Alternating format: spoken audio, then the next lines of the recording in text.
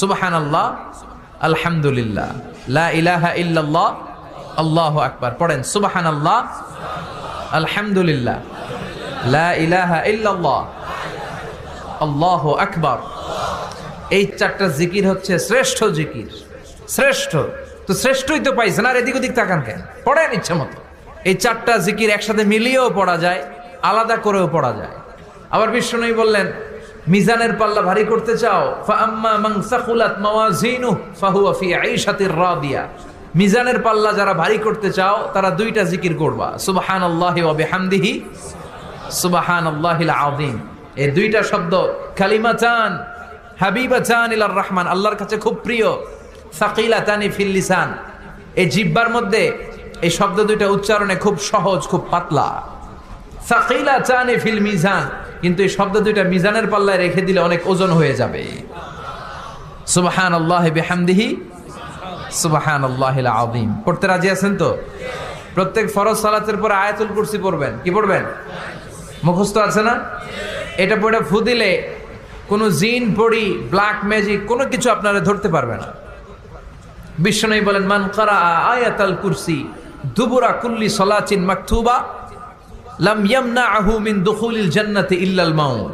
প্রত্যেক ফরজ সালাতের পরে কেউ যদি আয়াতুল কুরসি পড়ে, তার জান্নাতে ঢোকার ব্যাপারে আর কোনো বাধা নিষেধ থাকে না। একটা জিনিস ছাড়া, সুবহানাল্লাহ, আরেকটু পরে বলেন, একটা জিনিস ছাড়া, ইল্লাল মাউত, সেটা হচ্ছে মৃত্যু। লোকটা মরে না তাই জান্নাতে যায় না, মরলেই জান্নাতি। এবার সুবহানাল্লাহ। তাহলে প্রত্যেক ফরজ সালাতের পরে আয়াতুল কুরসি দরকার আছে না নাই? প্রত্যেক ফরজ সালাতের পরে সালাম ফিরিয়ে আওয়াজ করে পড়বেন আল্লাহু আকবার। 3 বার পড়বেন আস্তাগফিরুল্লাহ, আস্তাগফিরুল্লাহ, আস্তাগফিরুল্লাহ। সুবহানাল্লাহ 33 বার, আলহামদুলিল্লাহ 33 বার, আল্লাহু আকবার 34 বার। অথবা শেষে 3টা 33 বার পড়ে মিলাবেন লা ইলাহা ইল্লাল্লাহু ওয়াহদাহু লা শারীকা লাহুল মুলকু ওয়া লাহুল হামদু ওয়া হুয়া আলা কুল্লি শাইইন কাদির। আরেক বর্ণনা একটু বাড়ানো হয়েছে, ইউহয়ী ওয়া ইউমীত ওয়া হুয়া আলা কুল্লি শাইইন। এগুলো পড়ে না, কোত্থেকে কি হাবিজাবি পড়ে ঈমান নষ্ট করে।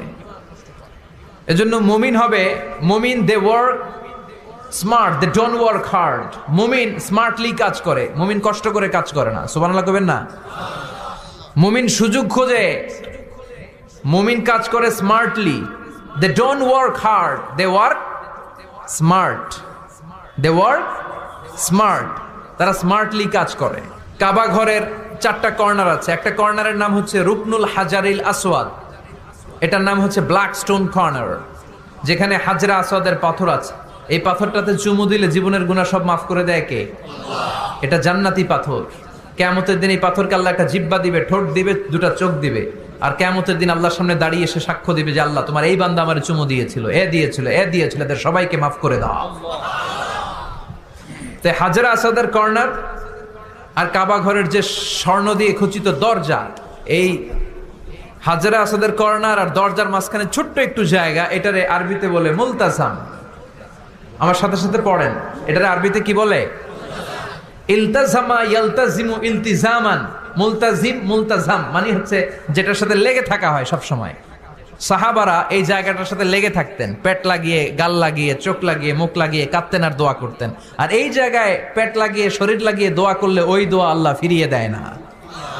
কিন্তু ওই জায়গায় দোয়া করার চান্সও এত সহজে পাওয়া যায় না, ধাক্কা ধাক্কি যুদ্ধ করতে হবে আপনারে।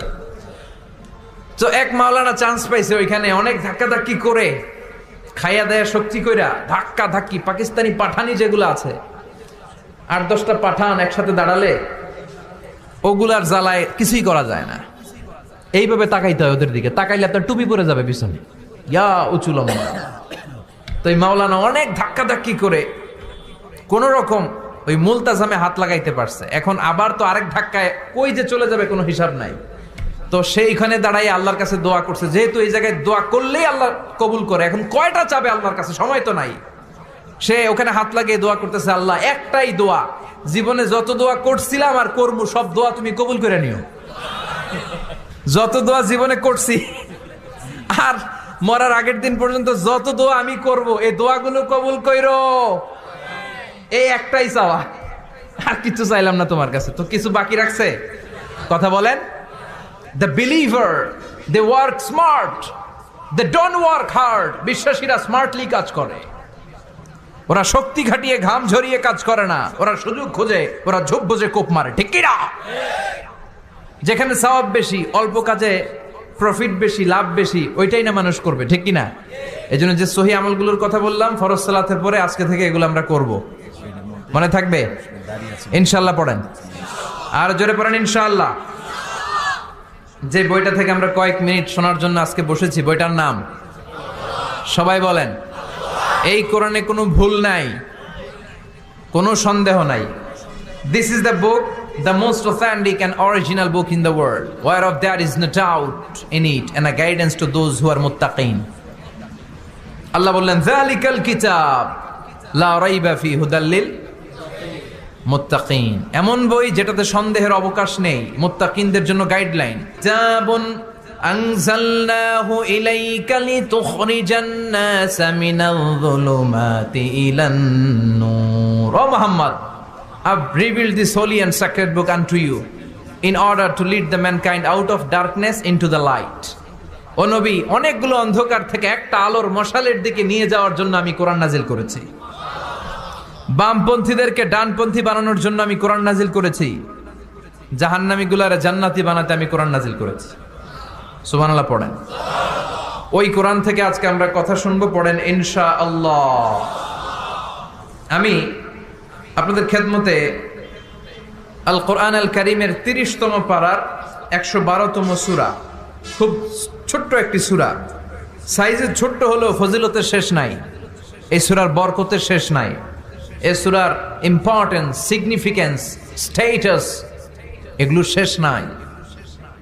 অনেক ছোট ছোট জিনিসকে আমরা উপেক্ষা করি, আমরা গুরুত্ব দিতে চাই না, কিন্তু আসলে এটার গুরুত্ব যে কত বেশি আমরা বুঝি না। সূরাতুল ইখলাস হচ্ছে ওই রকম একটি সূরা যেটাকে আমরা গুরুত্ব দেই কম, আসলে অনেক গুরুত্বপূর্ণ। সুবহানাল্লাহ পড়ে। এমন একটা সূরা যে সূরাটা সবার মুখস্থ আছে। মুখস্থ নাই কার কার একটু হাত তোলেন।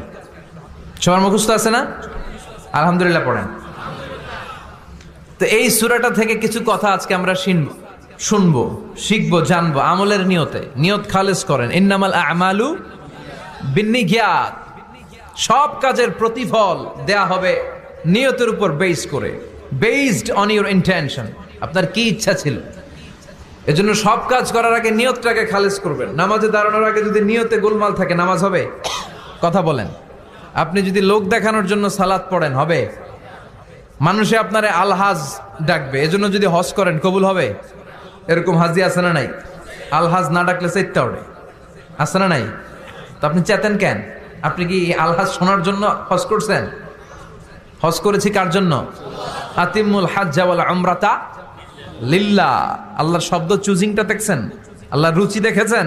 লিল্লাহ, আল্লাহ যোগ করে দিয়েছে। আতিমুল হাজ্জা ওয়াল উমরাতা লিল্লাহ। হজ এবং উমরা করবে শুধুমাত্র একজনকে খুশি করার জন্য। তিনি কে?